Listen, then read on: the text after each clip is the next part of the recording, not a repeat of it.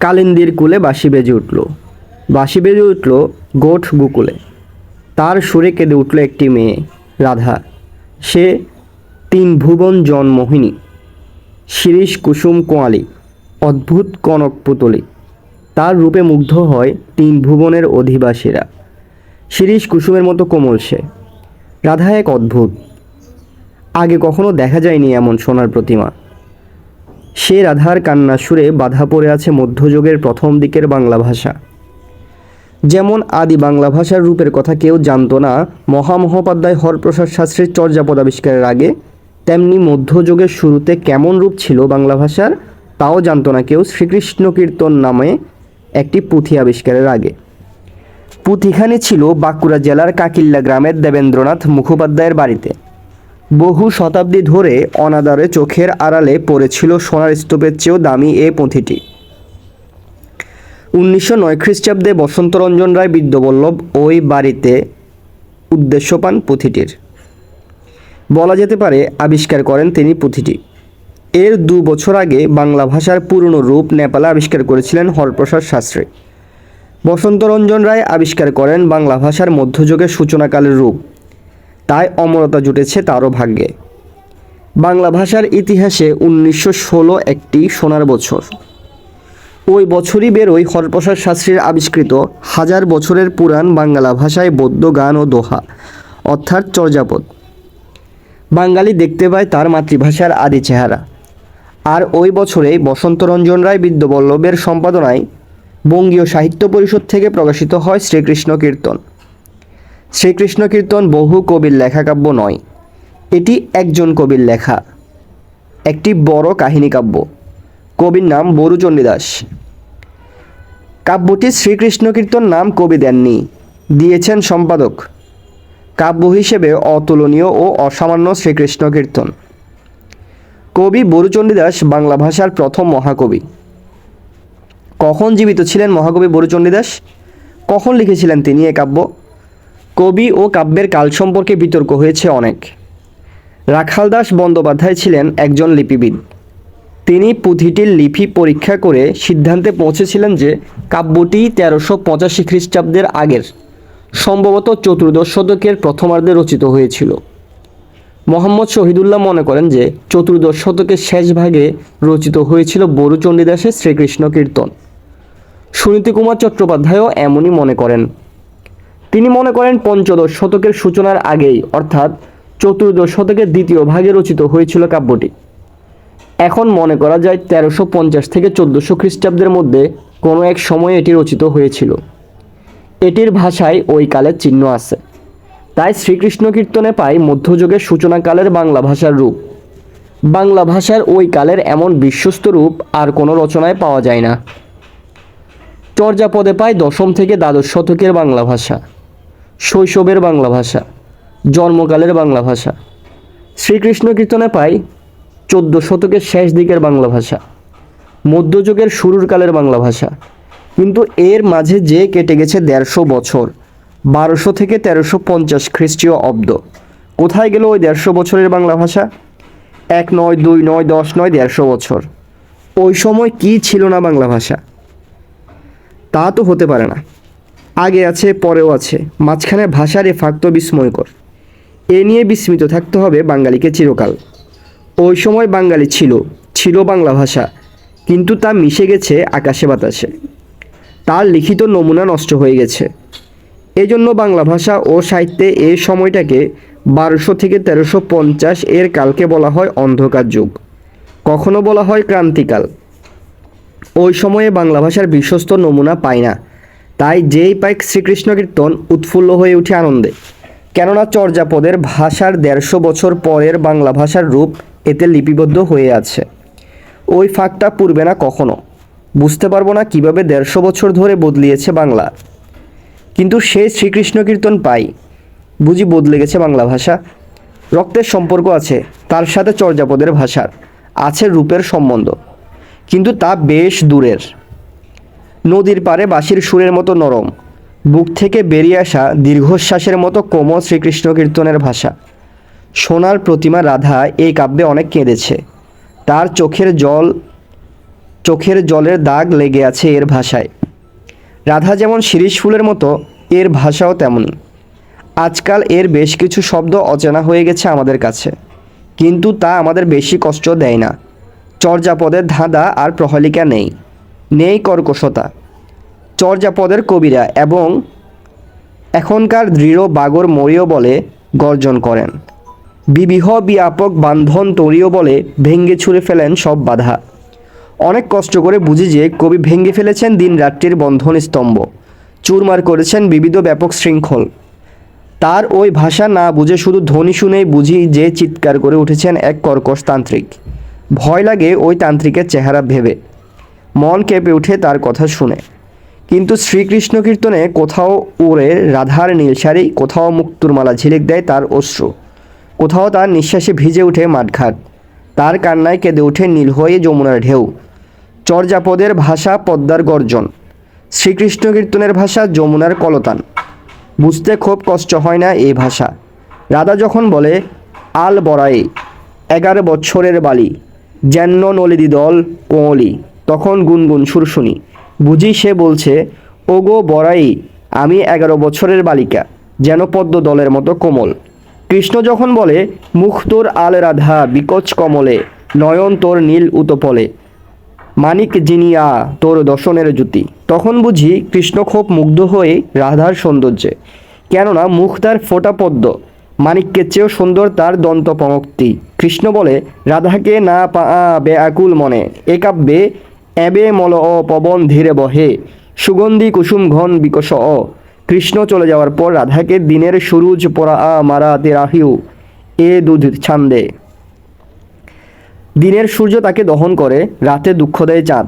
তারপর আসে মেঘ আন্দারি অতি ভয়ঙ্কর নিশি, মেঘে অন্ধকার ভয়ঙ্কর রাত।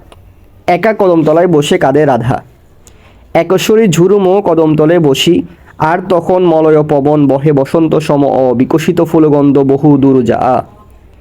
ফুলের গন্ধ ছড়িয়ে পড়ে দূর থেকে দূরে, কিন্তু কাঁদে রাহা।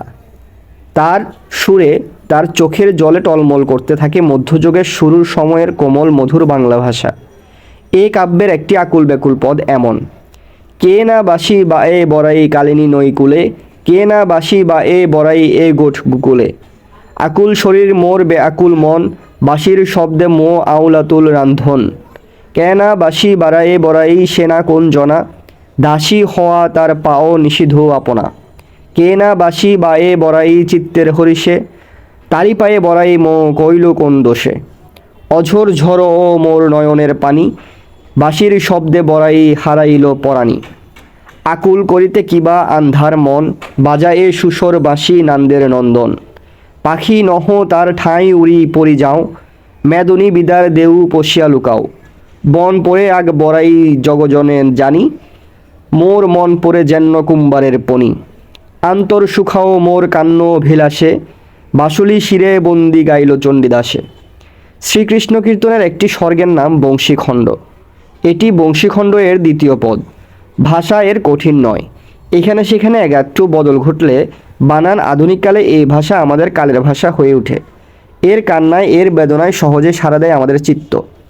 আধুনিক বাংলায় এই পদটি হবে এমন, কে বাঁশি বাজায় বরাই কালিন্দী নদীর কূলে, কে বাঁশি বাজায় বরাই এ গোঠ গুকুলে, আমার শরীর আকুল আর মন ব্যাকুল, বাঁশির সুরে আমি রান্না এলোমেলো করে ফেললাম, কে বাঁশি বাজায় বরাই কে সে জন, দাসী হয়ে তার পায়ে নিজেকে সঁপে দেব, কে বাঁশি বাজায় বরাই মনের আনন্দে, তার কাছে বরাই আমি কি দোষ করেছি, আমার চোখের পানি ঝরে অজস্র ধারায়, বাঁশির সুরে আমি প্রাণ হারালাম, আমার মন আকুল করার জন্য কি মধুর সুরে বাঁশি বাজাচ্ছে কৃষ্ণ, আমি পাখি নই যে তার কাছে উড়ে যাব, মাটির দুভাগ হও আমি প্রবেশ করে লুকাবো, আগুনে বন পুড়লে বরাই সকলেই জানে, আমার মন পড়ে কুমুরের পোয়ানের মতো, কৃষ্ণের অনুরাগে আমার মন সুখ পায়, বাঁশুলির বন্দনা করে গাইল চণ্ডীদাস।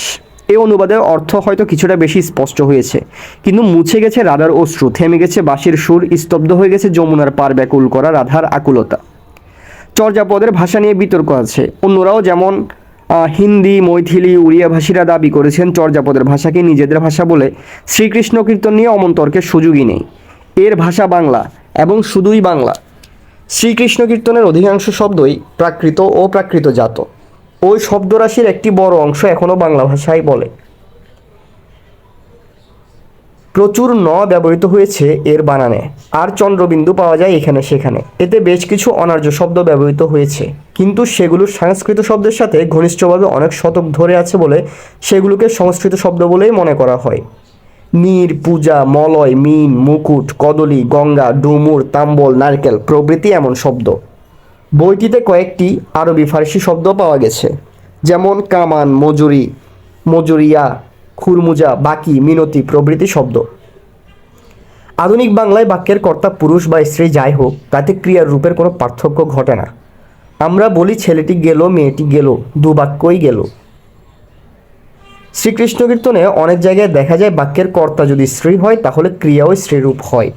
পাওয়া যায় গেলি, রাহি, বড়াই, চলিলি, কোপে, গরজিলি, রাধার মতো প্রয়োগ। আধুনিক বাংলায় বহুবচন করা হয় সাধারণত রা, এরা, দের, গুলু প্রভৃতি যোগ করে। বহুবচনের চিহ্নরূপে রার প্রয়োগ ঘটে।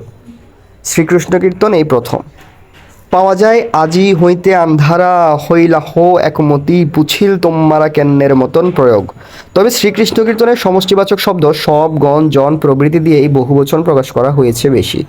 যেমন তোম্মে সব, যত নানাকুল, পানপোর করপুর সব পেলায় পায়ে, এসব গোপদুজন ল আ কথা না যাসি বড়াই, আর যত বাদ্যগণ আছে রে কান্নাই। ক্রিয়ার খুব মজার মজার রূপ পাওয়া যায় এই কাব্যে। এখন আমরা শুধু ক্রিয়ার সাথে ই যোগ করে করে যা কিছু বুঝাই এই কাব্যে তা বোঝানোর জন্য ক্রিয়ার সাথে কখনো কখনো অ, কখনো ও, কখনো ও, কখনো ই বা ই, কখনো ই এ যোগ করা হতো। যেমন জবে আন করো, নাহি হ্যান হ্যান ডাল জাত করো বিশ্বরামে, আম্মে যা এ দধির বিকে, আম্মে করিবাক পারি। এখন বাংলায় যেখানে লাম বসে এ বাক্যে সেখানে পাওয়া যায় ল বা লো, কখনো লাহ, কখনো ল, কখনো ই। কৃষ্ণ বলেছে হাতে তুলি মো খাইলো বিষে, অর্থাৎ হাতে তুলে আমি বিষ খেলাম। রাধা বলছে পুনরূপী পরিলাহ তাহান হাতে, অর্থাৎ আবার তার হাতে পড়লাম। কৃষ্ণ গর্ব করছে এমনভাবে মেদুনি ধরিল আম্মে দশনের আগে, অর্থাৎ দাঁত দিয়ে আমি পৃথিবীকে ধরলাম। এখন ভবিষ্যৎ বোঝানোর জন্য যেখানে ব ব্যবহার করি এই কাব্যে সেখানে বসেছে ব, কখনো ব, কখনো ব, কখনো ম। রাগে অভিমানে যখন রাধা বাহুর বলয় চূর্ণ বিচূর্ণ করতে চায় তখন সে বলে বাহুর বলয় আম করিব শঙ্খচূর, বাহুর বলয় আমি চূর্ণ বিচূর্ণ করব। অভিমানে অপমানে যখন আর বেঁচে থাকতেও চায় না তখন রাধা বলে দিব ও পরাণ মো করিব আত্মঘাতী, আমি প্রাণ দিব, আত্মহত্যা করব। কালিন্দির কুলে বেজে উঠেছিল 600 বছর আগে। সে বাঁশির সুর শ্রীকৃষ্ণ কীর্তন, তাতে চিরকালের জন্য বাধা পড়ে গেছে বাংলা ভাষার মধ্যযুগের সূচনাকালের রূপ। কালের কুয়াশা ঘেরা এক সময়ে মাগধী প্রাকৃতির বুক থেকে উদ্ভূত হয়েছিল বাংলা ভাষা। তারপর কেটে গেছে হাজার বছর, প্রজন্মের পর প্রজন্ম জন্মেছে বাঙালি, মিশে গেছে প্রকৃতির সাথে। কত রাজা এসেছে আর মিশে গেছে আগুনে মাটিতে। নানাভাবে রূপ বদল ঘটেছে বাঙালির মাতৃভূমির। এসব নশ্বরতার মধ্যে শুধু অবিনশ্বর হয়ে আছে বাংলা ভাষা। অবশ্য বাংলা ভাষা বলতে একটি অনন্য বাংলা ভাষা বোঝা ঠিক হবে না। বাংলা ভাষা অঞ্চলে বাঙালিরা ব্যবহার করেছে বিভিন্ন রকম বাংলা ভাষা, কিন্তু তাদের মধ্যে ছিল আস্তর মিল। তারা একই বাংলা ভাষার বিভিন্ন আঞ্চলিক রূপ, বা বলা যেতে পারে বিভিন্ন আঞ্চলিক রূপ থেকে আধুনিককালে জন্ম নিয়েছে এক সর্ববঙ্গীয় বাংলা ভাষা। হাজার বছরে বিলুপ্ত হয়ে গেছে মানুষ, রাজা বাদশা, বদলে গেছে দেশের আকৃতি, কিন্তু টিকে আছে বাঙালির ভাষা, তার কণ্ঠস্বর বাংলা ভাষা। কিন্তু কিছুই চিরস্থায়ী অবিনশ্বর নয় পৃথিবীতে, বাংলা ভাষাও নয়। হাজার বছরে পৃথিবীর মতো ভাষা মরে গেছে, হারিয়ে গেছে। বহু ভাষা শুধু লাশের মতো রক্ষিত হয়ে আছে কাগজের কফিনে। কোথায় আজ ভাষার রাজারা? গ্রিক, লাতিন, সংস্কৃত, কোথায় পালি প্রাকৃত? ওইসব ভাষা আজ শুধু পণ্ডিতদের আনন্দ, কোনো মানুষের বুক থেকে মুখ থেকে সেগুলো মুখর হয়ে ওঠে না। কিন্তু বাংলা জীবিত ও জীবন্ত ভাষা, মুখর হয়ে ওঠে বাঙালির মুখ থেকে, বুক থেকে, রক্ত ও অস্তিত্ব থেকে। জন্মের পর কেটে গেছে তারও জীবনের হাজার বছরেরও বেশি সময়। এত বছর ধরে স্থির অবিচল থাকেনি বাংলা ভাষা। নানাভাবে বদলে গেছে তার রূপ, বদলে গেছে তার স্বর। কালে কালান্তরে নতুন করে নতুনতর হয়ে উঠেছে বাংলা। তিনিও পাটে লাগেরি লাহে রন কষ গাজে, চর্যাপদে বাংলা ভাষা ছিল এমন সুদূর মুছিয়া পেলিউ বরালি শিশের সিন্দুর। শ্রীকৃষ্ণ কীর্তনে বাংলা ভাষা বেশ কাছে এসে গেছে আমাদের। কার কিছু নাই লই করি পরিহার, যথা যায় তথা গৌরব মাত্র সার। কৃত্তিবাসের রামায়ণে বাংলা আরও কাছাকাছি এসে গেছে আমাদের। এ ঘোর রজনী মেঘের ঘটা, কেমনে আইলে বটে। চণ্ডীদাসের পদে বাংলা ভাষা এমন। তৈল বিনা কইল স্নান করিনু, উদক পান শিশু কাঁদে ওদনের তরে। মুকুন্দরামের চণ্ডী মঙ্গলে বাংলা ভাষা এমন। আমি তো ধর্মে নিন্দা করি না, ধর্মের ধর্ম কহি, অধর্মরে অধর্ম কহি। দোম আন্তনিউর ব্রাহ্মণ রোমান ক্যাথলিক সংবাদে পাই এমন বাংলা ভাষা। 5 বছর পর্যন্ত কৌমার বলি, 10 বছর পর্যন্ত পৌগণ্ড বলি। এমন অদ্ভুত বাংলা পায় 18 শতকের একটি রচনায়। বদলে গেছে বাংলা ভাষা নানা রূপে, নানা সুরে, স্বরব্যঞ্জনে, বিশেষ্য বিশেষণে, সর্বনামে, ক্রিয়ারূপে। এখন যে ধ্বনিগুলো আছে বাংলা ভাষায়, সেগুলো এখন যেভাবে উচ্চারণ করি, 1000 বছর আগে সেগুলো অবিকল এমনভাবে উচ্চারিত হতো না। একেবারে ভিন্নভাবে যে উচ্চারিত হতো তাও না। প্রত্যেক যুগের মানুষ একইভাবে তাদের ভাষার ধ্বনি উচ্চারণ করে না, বাঙালিরাও করেনি। তাতেই বদলে গেছে বাংলা ভাষার ধ্বনি, পরিবর্তিত হয়ে গেছে শব্দের রূপ। 1000 বছর আগে যেসব শব্দ ব্যবহার করতো বাঙালিরা, সেগুলোর সব আমরা ব্যবহার করি না। অনেক শব্দ ব্যবহার করি অন্য রূপে। রূপ বদলে গেছে, বিশেষ্যের বিশেষণের, ক্রিয়ার রূপ বদলে গেছে, অনেক শব্দের অর্থ বদলে গেছে, মরে গেছে বহু শব্দ, জন্ম নিয়েছে অনেক নতুন শব্দ। বিদেশি ভাষা থেকে শব্দ ঋণ করেছে অনেক। প্রায় 1000 বছর অনেক বদলে গেছে বাংলা ভাষার শরীর। কথা বলতে হয় বাক্যে, বাক্যে তৈরির নিয়ম ঘটেছে অনেক বদল। আদিযুগ থেকে মধ্যযুগ, মধ্যযুগ থেকে আধুনিক যুগে বাংলা ভাষা প্রবেশ করেছে নিজের রূপ বারবার বদল করে। তাতে তা সম্পূর্ণ ভিন্ন হয়ে যায়নি, নদীর মতো এগিয়েছে সামনের দিকে। নদীর উৎস থেকে মোহনা অনেক দূর, আরও অনেক দূর, আরও অনেক ভিন্ন। ঠিক তেমনি অনেক দূর আর ভিন্ন বাংলা ভাষার উৎস ও মোহনা। কত সুন্দর, কতটা ভিন্ন, তার কিছু পরিচয় নেওয়া যাক এবার। বাংলার মূলে প্রাচীন ভারতীয় আর্য ভাষা। তাতে অনেকগুলো ধ্বনি ছিল, স্বরধ্বনি ছিল। স্বর, সরিয়া, রসি, দীর্ঘি, রসু, দুর্গু, রি, এ, ওই, লি, এ, ওই, ও, ও। ছিল অনেকগুলো ব্যঞ্জন ধ্বনি। ক, খ, গ, ঘ, ঙ, চ, ছ, জ, ঝ, নিয়, ট, ঠ, ড, ঢ, মূর্ধন্য, ত, থ, দ, দ, দন্তন্য, ফ, ফ, ব, ব, ম। অন্তস্থ জ, র, ল, হ, ল, তালবস্য, মূর্ধন্যাস্য, দন্তাস্য, হ, অনুস্বার, বিসর্গ। এই ধ্বনিগুলোই আছে বাংলা ভাষার, তবে সবগুলো নেই। এগুলোর কয়েকটি লোপ পেয়েছে বাংলা থেকে, আবার কয়েকটি জন্ম নিয়েছে বাংলা ভাষায়। এগুলো প্রাচীনকালে পৃথকভাবে যেভাবে উচ্চারিত হতো, এখন বাংলায় তেমন হয় না। আদি যুগের বাংলায় হয়তো ধ্বনি মিলে গড়ে ওঠে শব্দ। প্রাচীন ভারতীয় আর্য ভাষা থেকে বাংলা পর্যন্ত আসতে শব্দের ধ্বনির বিন্যাস ও উচ্চারণ বদলে গেছে নানাভাবে। তাতে ধ্বনি পরিবর্তিত হয়েছে, শব্দ ভিন্ন চেহারা পেয়েছে। প্রাচীন ভারতীয় আর্য ভাষা থেকে আদি বাংলা ভাষায় ধ্বনির পরিবর্তন, আর আদি বাংলা থেকে আধুনিক বাংলায় ধ্বনির পরিবর্তনের ইতিহাস খুবই জটিল। এখন সব বলা যাবে না, শুধু কয়েকটির কথা বলি। বাংলা ভাষার প্রথম ধ্বনি অ। 1000 বছর আগে চর্যাপদে এই অ অবিকল এমন ছিল না। উচ্চারণ আজকের উচ্চারণের মতো ছিল না। খুব সহজে বলা যায়, তখন অ ছিল অনেকটা আজকের আর অনেক কাছাকাছি। আমরা এখন ইকে বলি রস্য ই, আর দীর্ঘ ইকে বলি দীর্ঘ ই। প্রাচীন ভারতীয় আর্য ভাষায় অ ছিল রস্য আ। পুরনো বাংলা ভাষায়ও এর অনেকটা তাই ছিল। এই অ যে অনেকটা আর কাছাকাছি ছিল, তার প্রমাণ পায় চর্যাপদে। চর্যাপদের বিভিন্ন শব্দের আদিতে যেখানে জোর পড়েছে, সেখানেই মাঝে মাঝে বিপর্যয় ঘটেছে অ এবং আর। পাওয়া যায় ওইস আর আইস, কবালি আর কাবালি, সম আ আর সামা অ প্রভৃতি শব্দ। শ্রীকৃষ্ণ কীর্তন এও অ অনেকটা আয়ের মতোই ছিল। তাই পাই আকারণ, আচেতন, আতিশয়, আতি প্রভৃতি শব্দ। উল্লেখ করা ভালো যে আদিযুগে অকারান্ত শব্দ, অর্থাৎ যেসব শব্দের শেষে অ আছে সেই সব শব্দের শেষে অ উচ্চারিত হতো। আকারণ উচ্চারিত হতো আকারণ, আচেতন উচ্চারিত হইতো আচেতন। তাই এখন পুরনো বাংলা ভাষার উচ্চারণ শুনলে আমাদের কেমন কেমন লাগে। আ এখন আছে, চিরকাল ছিল, চর্যাপদে ছিল, তবে শব্দের শেষে আ শ্বাসঘাত না পেলে পরিণত হতো রস্য অতে। চর্যাপদে পাওয়া যায় পানি আ ও পানি, করিয়া ও করিয়, অমিয়া ও অমিয় প্রভৃতি একই শব্দের দুরূপ। এইসব উদাহরণ দেখা যাচ্ছে শব্দের শেষে আ লোপ পেয়ে গেছে বা পরিণত হয়ে গেছে অতে। আধুনিক বাংলা বানানে শুধু পার্থক্য করা যায় ই আর দীর্ঘ ই এবং রস্যু আর দীর্ঘ এর মধ্যে। উচ্চারণে ই আর দীর্ঘ ই, রস্যু আর দীর্ঘ এর মধ্যে কোনো পার্থক্য নেই। এমন ঘটেছে বাংলা ভাষার জন্মকাল থেকেই। চর্যাপদের হ্রস্ব ও দীর্ঘস্বরে কোনো পার্থক্য ছিল না। পার্থক্য ছিল না শ্রীকৃষ্ণ কীর্তনে ও পরে। চর্যাপদেও পাওয়া যায় সব্রি ও সব্রি, জুই ও জয়ী, লুই ও লুই প্রভৃতি শব্দ। এগুলো প্রমাণ করে উচ্চারণে ভিন্নতা ছিল না ই আর দীর্ঘ ই, রসু আর দীর্ঘ ইয়ের মধ্যে। শ্রীকৃষ্ণ কীর্তনে পাই কাজলে রঞ্জিল দুই আখি, অমৃতে সিঞ্জিউ দুই আখি, মোর দুই আখি ধারা শ্রাবণে, মানিক জিনিয়া তোর দর্শন উজ্জ্বলে, মানিকিরণ উজ্জ্বলে আঙ্গ ভুজুগুলে প্রভৃতি উদাহরণ। এগুলোতে দেখা যায় কোনোই পার্থক্য নেই দীর্ঘই এবং রসি আর দীর্ঘই এবং রসুয়ের মধ্যে। পার্থক্য ছিল না মধ্যযুগে, নেই আধুনিককালে।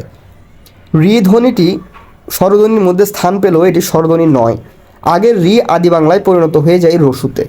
রিজু শব্দটি চর্যাপদে হয়ে গেছে উজু। কবি সরহ বলেছেন বপা উজুবাট ভাইলা, অর্থাৎ বাবা সোজা পথ দেখা গেল।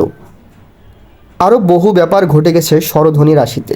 প্রাচীন ভারতীয় আর্য ভাষার ব্যঞ্জনধ্বনিগুলো বাংলায় আসে কিছুটা বিকল হয়ে। কয়েকটির কথা বলা যাক। আমাদের কাছে দুটি ন এবং মূর্ধন্য, এ দুটির উচ্চারণে কোনো পার্থক্য নেই। শুরুতেও পার্থক্য ছিল না, পার্থক্য ছিল প্রাচীন ভারতীয় আর্য ভাষায়। কিন্তু চর্যাপদ শ্রীকৃষ্ণ কীর্তনে এ দুটি ধ্বনিত হতো একই রূপে। তাই এ বই দুটিতে পাওয়া যায় ন এবং মূর্ধন্যের যথেচ্ছ ব্যবহার। চর্যাপদে পাই নিয় মন ন দে উল্লাস, অর্থাৎ নিজের মন উল্লাস দেয়। আবার পাই নিয় দেহ করুণা শুন মেহেরি, অর্থাৎ নিজ দেহ হলো করুণা ও শূন্য মহিলা। তাই দেখি কোনো ভেদ নেই দন্তন্য ও মূর্ধন্যতে। শ্রীকৃষ্ণ কীর্তনে পাই আঝর ঝরোয়ে মোর নয়নের পানি। পানি শব্দের বানানে শ্রীকৃষ্ণ কীর্তনে কোথাও দন্তন্য ব্যবহৃত হয়নি। তাই কেউ কেউ মনে করেন হয়তো মূর্ধন্যয়ের একটি পৃথক উচ্চারণ ছিল, কিন্তু তা থাকার কথা নয়। নাম্বাইল ও নাম্বাইল ধরনের বানান খুব পাওয়া গেছে এর মধ্যে। এখন তিনটি তালব্যস্য, মূর্ধন্যস্ব এবং দন্তস্ব আছে আমাদের। চর্যাপদ শ্রীকৃষ্ণ কীর্তনের কালেও ছিল। এখনকার মতো তিনটিরই প্রধান উচ্চারণ ছিল তালব্যস্য। চর্যাপদে পাওয়া যায় শুন ও সুন, সহজে ও সহজে, ও মুসা ও মুসা। মনে হয় উচ্চারণ ছিল একই এদের। বিভিন্ন শব্দের বানান তখনও স্থির হয়নি বলে যেখানে সেখানে বসানো হয়েছে তালব্যস্য, মূর্ধন্যস্ব ও দন্তাস্ব এই তিনটিকে। শ্রীকৃষ্ণ কীর্তনে পায় শিশের সিন্দুর সুরেক শোবে আর দশনের জুঁই মুছিয়া পেলিয়ব বরাবি শিশুর ভিন্দুর। শিশের সিন্দুর তোর লাশে, এতে বুঝি তিন তালব্যস্বর ভেদ ছিল না উচ্চারণে। আমাদের আছে দুটি বর্গজ ও জ, এদের উচ্চারণের ভেদ নেই। প্রাচীন আর্য ভাষায় অন্তস্থ জ উচ্চারিত হতো অনেকটা অন্তস্থর মতো। বাংলায় সে পুরনো অন্তস্থ জয়ের উচ্চারণ কোথাও বর্গজ হয়ে গেছে, কোথাও হয়েছে অন্তস্থ। তাই একটি নতুন অক্ষরই তৈরি করতে হয়েছে আমাদের অন্তস্থ রূপে। শব্দের শুরুতে অন্তস্থ জ নতুন উচ্চারণ অনুসারে সাধারণত বর্গজয় উচ্চারিত ও লিখিত হতো।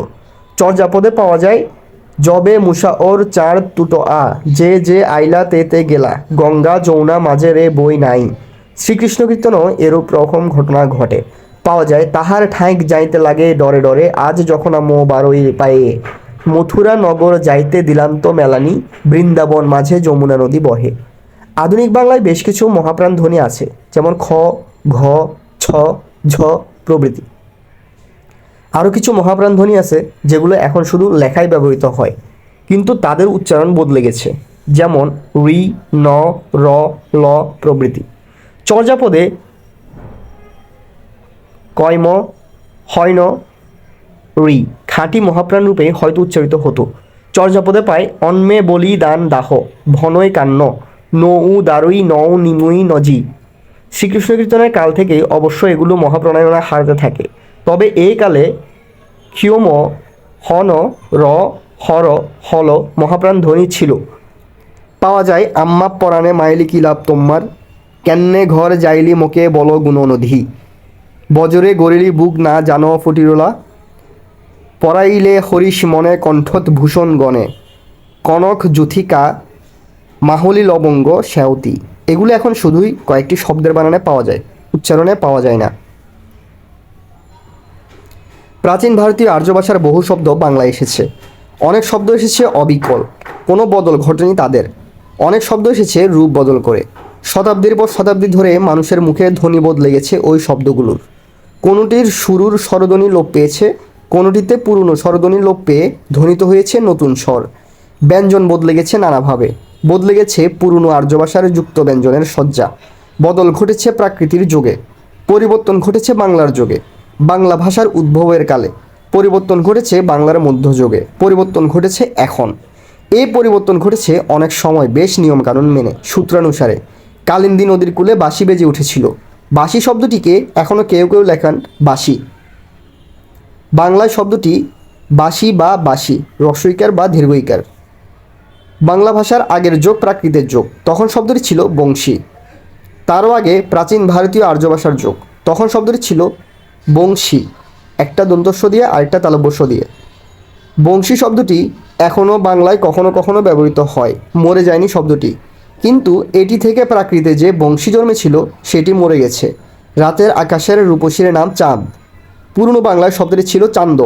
তারও আগে প্রাকৃতের যুগ ছিল চন্দ, আর প্রাচীন ভারতীয় আর্যের কালে ছিল চন্দ্র। চন্দ্র এখনও বাংলা ভাষায় উজ্জ্বল, কিন্তু চাঁদ আছে বুকের কাছাকাছি। চন্দ্র থেকে চাঁদ আর বংশী থেকে বাঁশি জন্ম নিয়েছে নিয়মকানুন মেনে, এলোমেলোভাবে নয়। প্রাচীন ভারতীয় আর্য ভাষার শব্দগুলো নানা রকম নিয়মে পরিবর্তিত হয়েছে, পরিণত হয়েছে প্রাকৃত শব্দে। তারপর আরও স্বরধ্বনি পরিবর্তন ঘটেছে, জন্ম নিয়েছে বাংলা শব্দ। বাংলা ভাষার জন্মের পর শব্দের ধ্বনি পরিবর্তন থেমে যায়নি, ধীরে ধীরে পরিবর্তন ঘটে চলেছে। এখনই খুঁজলে বাংলার ধ্বনি পরিবর্তনের অনেক নিয়ম বের করতে পারি, তবে তাতে যাচ্ছি না। কিন্তু কিভাবে প্রাচীন ভারতীয় আর্য ভাষার স্বর আর ব্যঞ্জন বদলে গিয়েছিল, কী রূপ নিয়েছিল প্রাকৃতে, কী রূপ নিয়েছে বাংলায়, তার কয়েকটি নমুনা এখন দেখতে পাই, জানতে পাই কয়েকটি নিয়ম। প্রাচীন ভারতীয় আর্য ভাষার যেসব শব্দের যুক্ত ব্যঞ্জন, যেমন নম, দজফলা, দন্তস্বত প্রভৃতি ছিল প্রাকৃতে, সেগুলো হয়ে যায় যুক্ত ব্যঞ্জন ম, জ, হথ, এবং বাংলায় সেগুলো একক ব্যঞ্জন, যেমন ম, বর্গের জ, থ প্রভৃতি হয়ে যায়। সাথে সাথে আরও একটি ব্যাপার ঘটে, প্রাচীন ভারতীয় আর্য ভাষায় ও প্রাকৃতে যুক্ত ও যুগ্ম ব্যঞ্জনের আগে যেখানে ছিল স্বর, বাংলায় সেখানে হয়ে যায় স্বরয়া। কয়েকটি উদাহরণ দেখা দিলে বোঝা যায় সহজে। জন্ম, জম্ম, জাম। উদ্য, উজ্জ, আজি, আজ। অষ্ট, অঠট, আট, আট। হস্থ, হথু, হাত, হাত। প্রাচীন ভারতীয় আর্য ভাষার জন্মের শব্দে ন ও ম যুক্ত ছিল, বর্গের জয়ের সাথে ছিল অ। প্রাকৃতে ন ম হয়ে গেল যুক্ত ব্যঞ্জন ম যুক্ত। বাংলায় হলো ম একক ব্যঞ্জন, তবে সাথে সাথে বর্গের জয়ের সাথে অ হয়ে গেল আ। লেখা হলো বর্গের জ আকার যা। জন্ম হলো পুরনো বাংলায় জন্মেছিল জাম শব্দটি, তবে শব্দটি প্রমাণ করেছে যে জন্মিলে মরিত হয়। আধুনিক বাংলায় শব্দটি আর নেই, গোপনে অনেক আগে শেষ নিঃশ্বাস ত্যাগ করেছে শব্দটি। কিন্তু চর্যাপদে পাওয়া যায়, গেলি জাম বহুরই কইছে, জনম ভর গেলাম ফিরে আসি কিসে, ডম্বি বিবাহিয়া আহারিও জাম, ডম্বিকে বিয়ে করে জন্ম আহার করলাম। জাম মরণ ভব কষই হই, জন্ম মরণ ভব কিয়ে করে হাই। শ্রীকৃষ্ণ কীর্তনে পাওয়া যায় হাথু। আম্মার হাতত দেহ কিছু ফুল পানে, তাকে লওয়া যায় আম্মে রাধিকার থানে। আমার হাতে কিছু ফুল পান দাও, তা নিয়ে আমি রাধিকার কাছে যাই। হাথুরে লাগুরি বাঁশি বায়ে সে সুরঙ্গে, হাতে সে লগরি বাঁশি আনন্দে বাজায়। প্রাচীন ভারতীয় আর্য ভাষার অনেক আদিস্বর বাংলায় লোপ পেয়েছে। অতসী, তসী, তিসি। উডম্বর, ডুম্বর, ডুমুর। অরিষ্ট, রিটথ, রিঠা। অলাবু, লাউ। শব্দের শুরুর রি বাংলায় বদলে গেছে নানাভাবে। প্রাচীন ভারতীয় আর্য ভাষার শব্দের শুরুর একলা বা ব্যঞ্জনের সাথে যুক্ত রি কোথাও অ, কোথাও ই, কোথাও রসু হয়ে গেছে বাংলায়। যেমন ঘৃত, ঘিয়, ঘি, ঘি। বৃক্ষ, রুকক, রুখ। ঋজু, উজ্জু, উজু। শ্রীকৃষ্ণ কীর্তনে পাওয়া যায়, নট হইল ঘোল দুধ আর নট ঘি, নষ্ট হইল ঘোল দুধ আর ঘি। চর্যাপদে পাওয়া যায়, রুখের তেঁতুলি কুমিরে খায়, অর্থাৎ গাছের তেঁতুল কুমিরে খায়। চর্যাপদে পাওয়া যায়, যে যে উজু বাটে গেলা আনাবাটা ভইলা সেও, যে যে সোজা পথে গেল তারা আর ফিরে এলো না। রুখ আর উজু আধুনিক বাংলায় আর নেই। প্রাচীন ভারতীয় আর্য ভাষা ও প্রাকৃতের বহু শব্দের শুরুতে যেখানে অ ব্যবহৃত হতো, শ্বাসাঘাতের ফলে বাংলা সেখানে আ হয়ে গেছে। এমন হতে শুরু করে বাংলা ভাষার জন্মের বেশ কিছুকাল পর মধ্যযুগের শুরু থেকে। যেমন অপর, অবর, আওর, আর। অবিধবা, অবিহবা। আইহ, এও। অভিমন্যু, অহিমন্য। আইহন, আয়ান। অলক্তক, অলক্তয়, আলতা, আলতা। শ্রীকৃষ্ণ কীর্তনে পাওয়া যায়, আর কারিয়া নিল গুনিয়া গলার, আর কেড়ে নিল গলার হার। কুণ্ডল নিলেক আনর আর বলয়া, কুণ্ডল আর বলয় নিল। চিরকাল জিও মোর স্বামী আইহন, চিরকাল জীবিত থাকুক আমার স্বামী অভিমন্যু। ধ্বনি পরিবর্তনের একটি নিয়মকে বলে নাসিক্য ভবন। বাংলায় নাসিক্য ধ্বনি হচ্ছে ঙ, নিয়, মূর্ধন্য, দন্তন্য, ম। এগুলো উচ্চারণের সময় নাক দিয়ে কিছুটা বাতাস বেরিয়ে যায়। অনেক শব্দের আগে এই ধ্বনিগুলো ছিল, কিন্তু পরে লোপ পেয়ে গেছে। লোপ পেয়েছে, কিন্তু তাদের স্মৃতি একেবারে লোপ পায়নি। স্মৃতিস্বরূপ এরা আগের স্বরধ্বনিকে আনুনাসিক করে দিয়েছে, অর্থাৎ ওই স্বরধ্বনির উচ্চারণের সময় বাতাস কিছুটা নাক দিয়ে বের হয়। বাংলায় এমন ব্যাপার নির্দেশ করা হয় চন্দ্রবিন্দু দিয়ে। একটি শব্দ ছিল চন্দ্র, যাতে আছে দন্তন, পরে দন্তনটি লোপ পায়, আগের ধ্বনিটি আ হয় ও অনুনাসিক হয়, ফলে জন্ম নেয় চাঁদ শব্দটি। প্রাচীন ভারতীয় আর্য ভাষায় বহু শব্দ এভাবে বদলে বাংলা হয়ে উঠেছে।